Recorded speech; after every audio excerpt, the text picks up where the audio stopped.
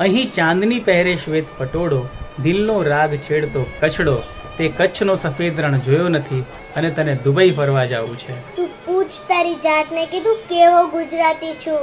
અહીં તુલસીને શ્યામના લગ્ન થયા, અહીં જે આવ્યા શાંતિમાં મગ્ન થયા, તે માધવપુરનો દરિયો જોયો નથી, તને ગોવા ફરવા જવું છે. તું પૂછ તારી જાતને કે તું કેવો ગુજરાતી છું. અહીં વગડે સાવજ ગરજે છે, તળિયે ભવનાથ બિરાજે છે, અહીં ગુફામાં બુદ્ધ સમાધિ લીન, અહીં અશોકના લેખ અતિ પ્રાચીન, તે ગિરનારને વંદન કર્યા નથી, તને એમેઝોનના જંગલ જોવા છે. તું પૂછ તારી જાતને કે તું કેવો ગુજરાતી છું. તે સ્ટેચ્યુ ઓફ યુનિટી જોયું નથી, તારે સ્ટેચ્યુ ઓફ લિબર્ટી જોવું છે. તે પાટણની વાવ જોઈ નથી, તારે ચાઇનાની વોલ જોવી છે. તું પૂછ તારી જાતને કે તું કેવો ગુજરાતી છું.